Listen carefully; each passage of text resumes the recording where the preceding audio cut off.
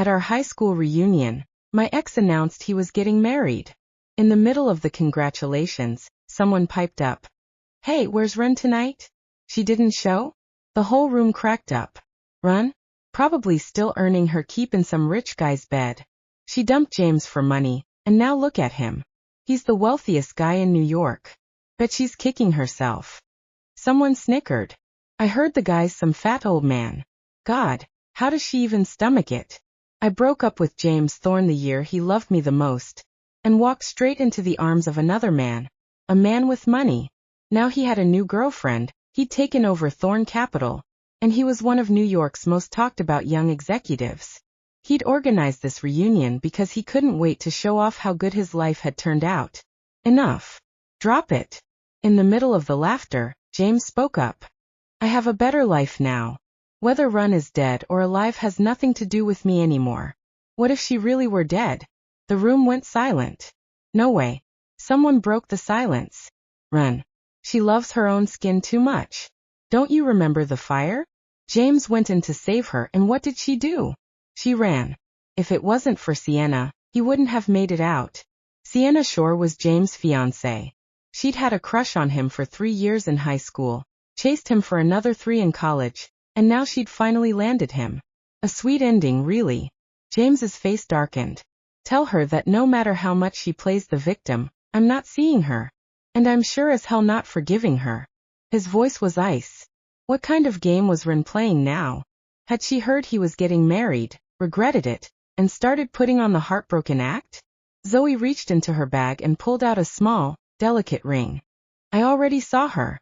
James, she asked me to give this to you before she died. When he took it, his fingers froze. It was the ring he'd bought to propose to me, the year he graduated from college. Back then, James was chasing the painter's dream, and flat out refused to take over the family company. He wanted to make it on his own with me. He'd cut himself off from every dollar the Thorne family offered, and we had nothing. When he proposed, he held up that ring and said, Run, all I've got right now is you and a heart that'll love you forever. Nothing else. This ring is small and it's nothing fancy, but I worked a whole month to buy it. Once my paintings start selling, I'll get you a real diamond. Deal. I looked down at him. He couldn't hide the love in his eyes even if he tried. I took the ring, slipped it onto my own finger and said softly, Okay. He scooped me up and spun me around. Now here he was, staring at the ring with a flat, unreadable face, turning it between his fingers. A long moment later, he dropped it in the trash. Zoe, I know you two are close, but don't run errands for her. I can see exactly what she's doing. She had you bring me this ring so I'd think about the past and soften up, right? Then she really doesn't know me at all. He said it like he was talking about a stranger. Zoe sighed, pulled out her phone and opened a video. Honestly, I wish this were just some scheme of hers too. Her voice was rough. Just watch. The video started playing. It was me, cleaning the bathroom in a nightclub. A few months ago we'd run into each other there. Ren, is that you? What happened to you? What are you doing here? Cleaning toilets? From inside the stalls came the sound of someone drunk and vomiting. Zoe wrinkled her nose, half covered it with her fingers, and didn't bother to hide her disgust. I didn't react because I'd gotten used to it. You disappeared for 2 years. I never thought I'd find you here. Zoe stared, openly shocked. Fair enough. I was skin and bones and filthy. The illness had wrecked my immune system, and my whole body was covered in an angry red rash that itched constantly. Steroids were the only thing keeping it down. I gave her an awkward smile and wiped my dirty hand on the rag. I thought you got yourself a sugar daddy. Did he cut you off or something? Run, say something. Do you have any idea what people are saying about you? They're saying you're a gold digger, that you dumped James and got picked up by some old ugly rich guy. Is any of it true? I rinsed out the mop. Doesn't matter, I said quietly. Let them say whatever they want, as long as James is happy. I bent over and rolled up my sleeves, and my wrists came into view, covered in rash and scratch marks.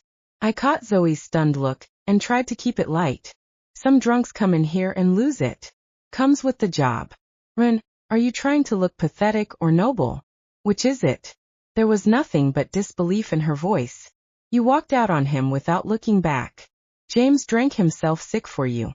He ended up in the ER with stomach bleeding more than once. He almost died, and you didn't show up. Not once. I walked over to one of the stalls and opened the door. That was everything I owned. A grimy blanket, a change of clothes, a wash basin, a framed photo of my grandmother, and a small jewelry box. Inside the box was the ring, the one that meant everything to me. I looked at Zoe and felt like I was looking at her from another life. I'm not playing noble, and I'm not playing the victim. And there's no rich guy. I've got nowhere else to go. This is where I live. Zoe stepped closer and gasped. After James and I broke up, I couldn't find work anywhere. Eventually, I ended up at this nightclub, hired on as cleaning staff. One night, some big, bloated guy started harassing me. He had his arm around my waist and backed me into a corner.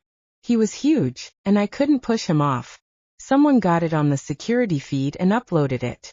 The caption read, "Nightclub princess kept by a rich daddy." It hit our high school group chat and blew up. People kept tagging me, demanding that I explain. The pressure was suffocating, and I couldn't breathe. I left the group chat and deleted all the messages. Why didn't you say something? Why are you such a coward? Zoe was almost yelling. I tried to play it off and gave her a small smile. Isn't this perfect, though? Now James can really give up on me. She grabbed my arm and I flinched, hissing through my teeth as my brow knotted up. They do this to you? Run, I'm taking you to James. We're going to tell him right now. The whole thing is a misunderstanding. Do you know how much he's hated you these past 2 years? I shook my head and took a step back. I worked the back rooms of a nightclub, and was almost cut off from the outside world. But I wasn't stupid. From all the chatter that passed through that club, I knew exactly how James was doing. His career was thriving. He had a beautiful woman on his arm. We lived in different worlds now, and going back to explain anything didn't mean a thing anymore. Isn't it better if he hates me? I smiled a little. Let him live the rest of his life hating me. Better than carrying me around forever. I have a blood disorder, a serious one. Treatment costs a lot. I'm not going to last much longer, Zoe. Promise me. Don't tell anyone. Zoe's face went grim, and her eyes started to fill up. Then something seemed to click. Blood disease? 6 months ago? James got sick too. Some kind of blood disorder.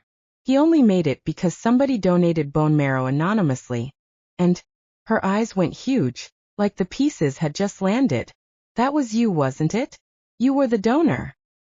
I gave her a small, bitter smile. When I found out James was sick, I drained every cent I had, got typed through the NMDP, registered as an anonymous donor, and flew across the country to the matched hospital to go through with the procedure. But it was a long way home. I spiked a fever on the way back, and once I got home, the surgical site got infected badly. I had no health insurance.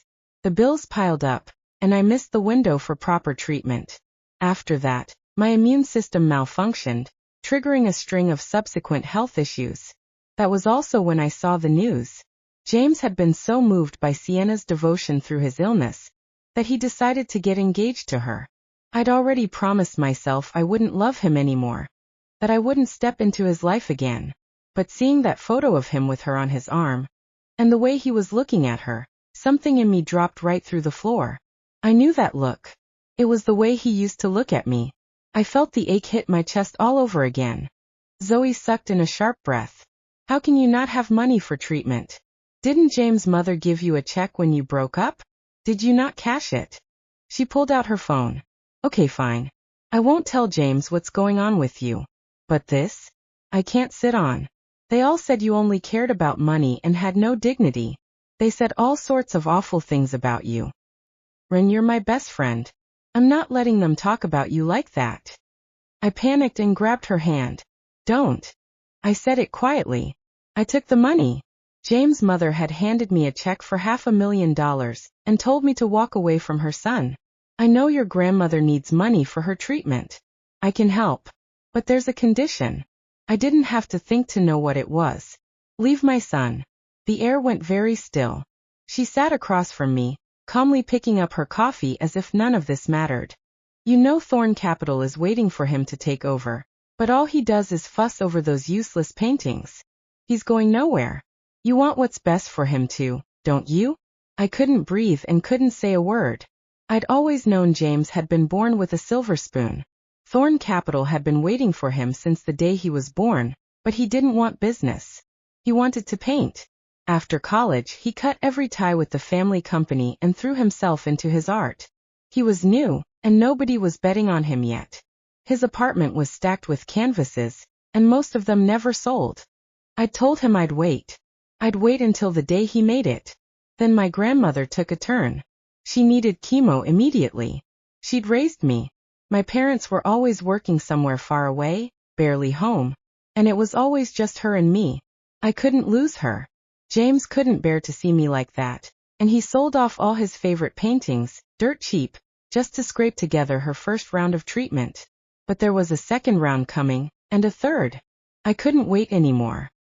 He hadn't given up on his dream, and I couldn't be the one to make him. But on my own I couldn't save her.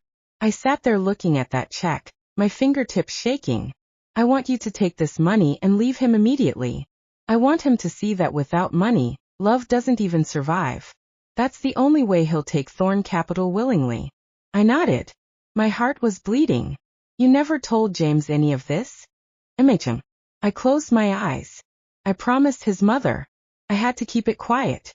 But well, I sighed and looked over at my grandmother's photo. Grandma. Her treatment came too late and she was already so old, so fragile. After a few rounds she passed. My head dropped. I lost the last person I had in the world. What about the rest of the money? Wasn't there enough left for your treatment? I shook my head. The rest? I used to buy back every painting James had sold off. All of them. I paid above market and donated them to a museum. I didn't want to owe him too much. There were maybe 10,000 left. I donated it to a children's education charity. Those kids needed it more than I did. After that, Zoe started coming by every few days. She brought food, vitamins, clean clothes. Later, she said she'd found me a cheap little place to rent. It was out of the way, but anything was better than living in a nightclub bathroom. I was grateful, but I said no. I was getting weaker, and the pain was getting worse. I knew I didn't have long. I didn't want to leave too many debts behind in the time I had left. I couldn't pay them back anymore. One stormy night, the bar owner found me passed out in the cleaning closet. The hospital tracked down the only contact I had, Zoe. After the emergency treatment, the doctor came out of the trauma bay and shook his head at Zoe. Our department knows Ren's case well. She's the one who gave up. She had a last shot. There was a donor lined up, and she refused it, letting an 8-year-old girl have it instead. While the doctor was talking, a small girl in a face mask peeked over at us, looking nervous. Doctor, is Ren going to be okay? Zoe didn't answer, just reached out and gently smoothed the girl's hair. Back in the room, the doctor told me I didn't have many days left. Whatever I wanted to do, I should do it. By the time Zoe came in, I was already drifting and saying things that didn't make sense. But I could hear myself. James, please. Zoe got it immediately and pressed the phone into my hand. Run, you want to call James? I'll dial. He picked up almost right away. It's Run. Just those 2 words took everything I had. Silence on the other end. Then his voice came through. Run. Why are you calling me? Where's your sugar daddy? You miss me? Regret it now? The chill was there, but underneath it, something probing. I was so weak. My lips trembled, and I couldn't get anything out. He spoke again. What? Did I hit it on the nose? Run. I have a girlfriend, and I'm getting married. So even if you do regret it, I'm not coming back.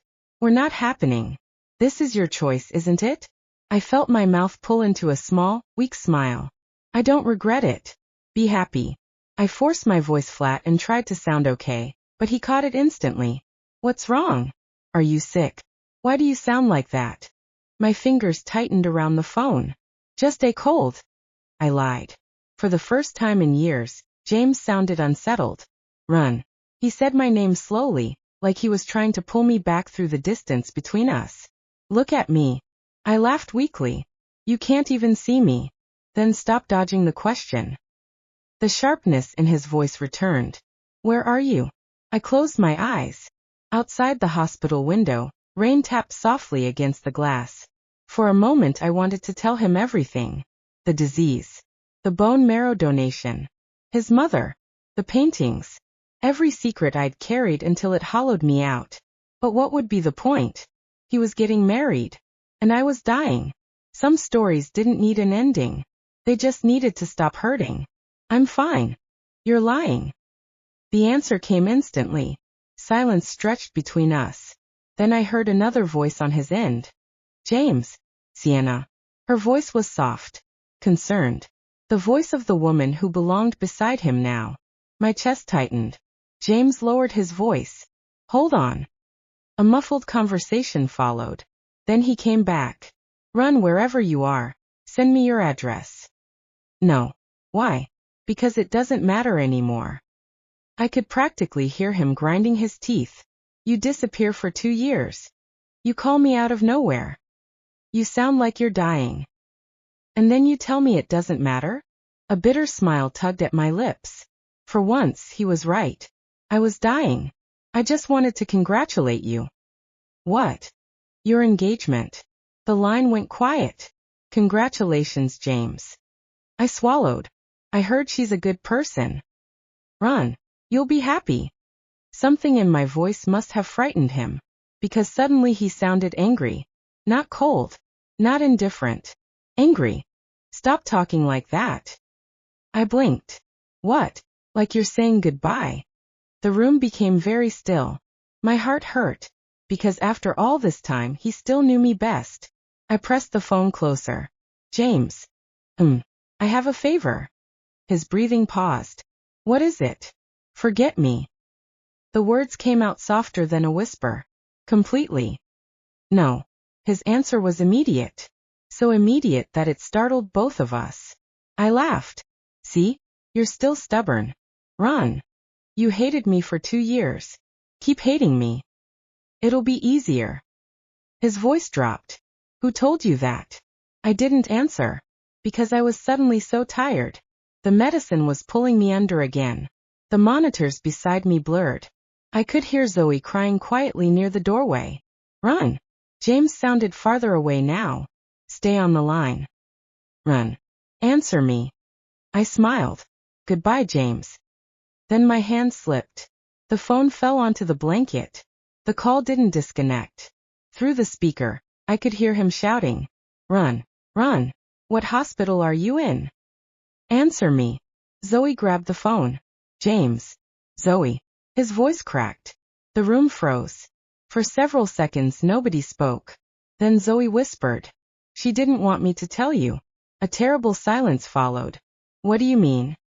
Zoe started crying. And for the first time since the reunion began, every person in that room watching the video saw her completely break down. James. Run is dying. The words landed like a bomb. Run is dying. James didn't respond. For several seconds, there wasn't even breathing on the line. Then, what did you just say? Each word was terrifyingly calm. Zoe covered her mouth. Stage 4 bone marrow failure. Multiple infections. Organ complications. The doctors said. Her voice broke. The doctors said she only has a few days left. The phone crashed against something. A chair. A table.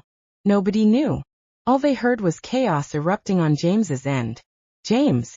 Sienna's startled voice rang out. What's wrong? Where is she? His voice shook violently. What hospital? James. What hospital? Zoe finally gave him the name. The line disconnected. Immediately. No goodbye. No hesitation. Nothing. Only panic. Back in the reunion hall, the video ended. Nobody spoke.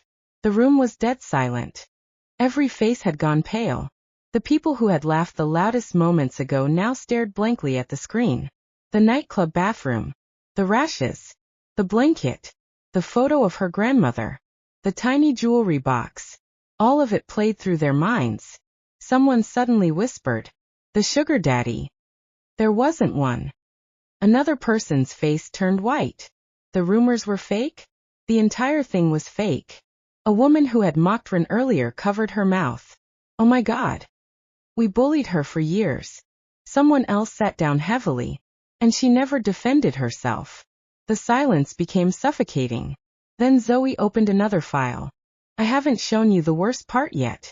Everyone looked up. James, who had already stood frozen beside his chair, slowly turned.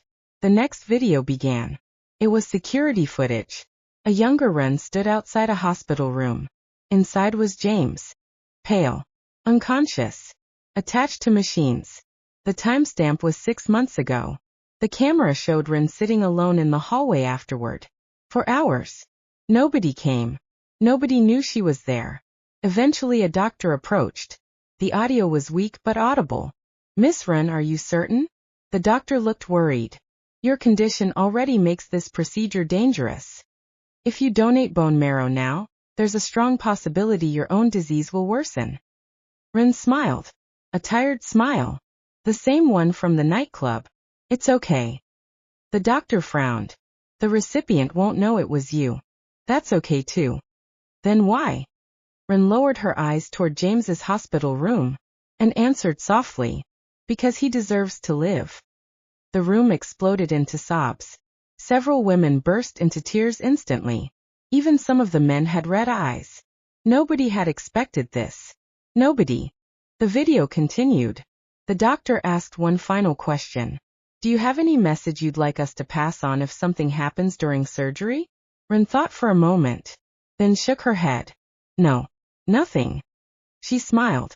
If he wakes up healthy, that's enough. The video ended. Nobody moved. Nobody could. A man who had spent years calling Ren a gold digger suddenly slapped himself hard across the face. The crack echoed through the room. His voice trembled. I posted those rumors. Nobody answered. Another woman began crying. I called her disgusting. A third person whispered. I told everyone she left James because she wanted money. Zoe looked at all of them. Her eyes were red. You know what's funny? Nobody spoke. Every single one of you called her a gold digger. Yet the $500,000 she received never went to herself.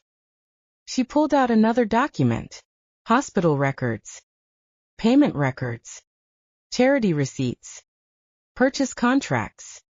One by one, she laid them on the table. Her grandmother's treatment. James's paintings. The children's charity. The evidence covered the entire surface. Not a single dollar had been spent on Ren. Not one. The room fell apart. Years of judgment.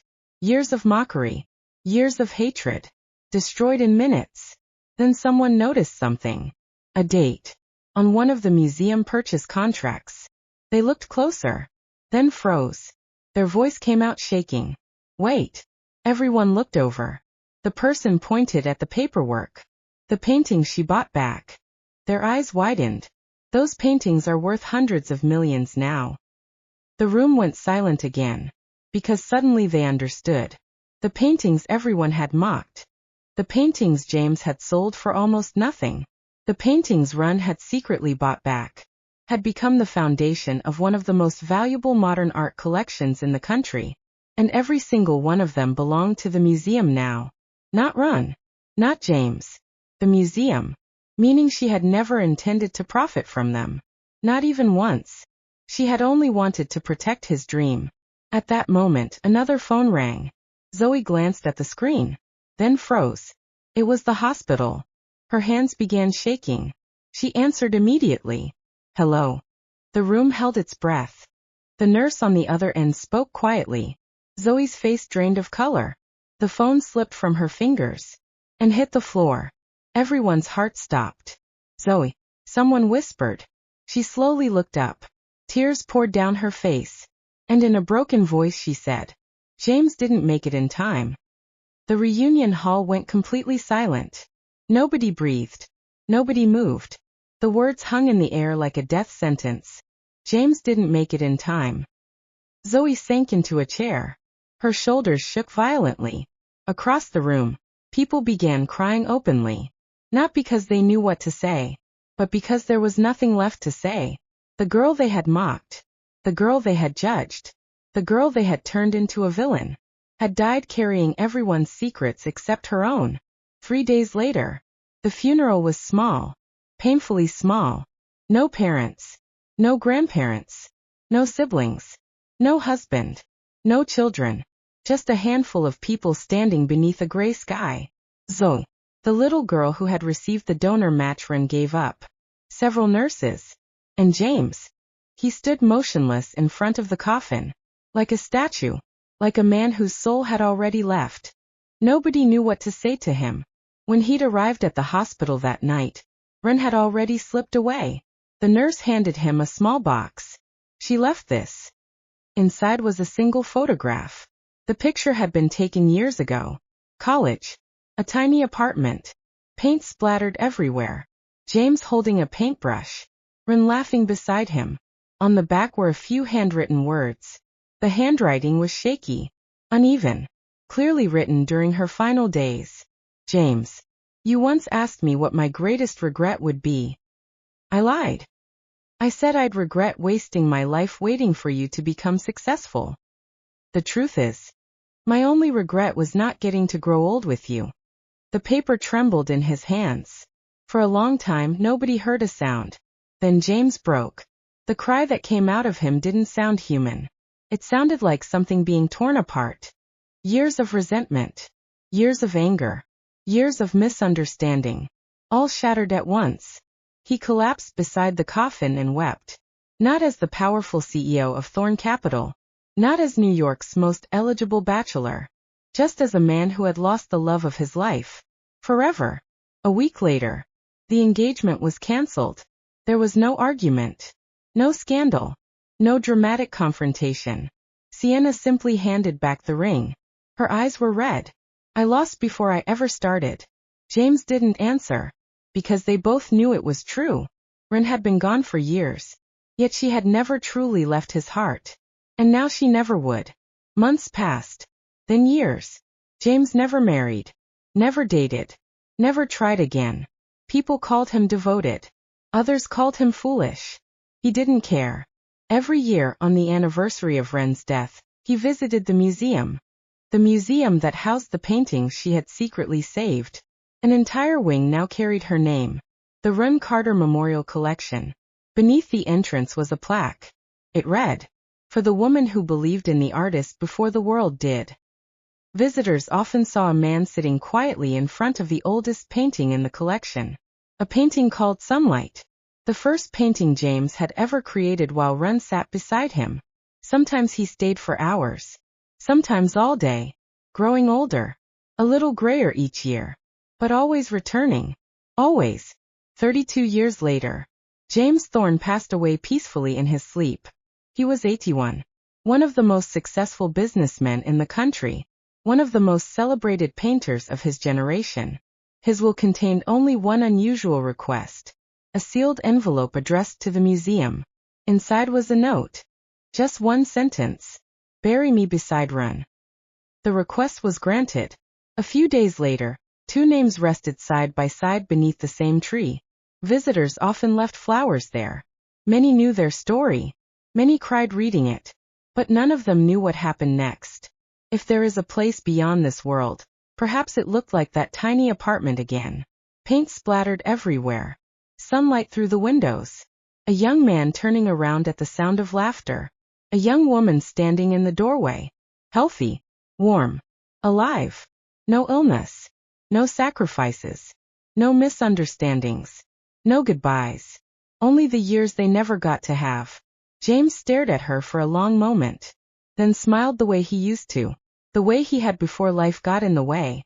And this time, when Ren held out her hand, he didn't let go. The end.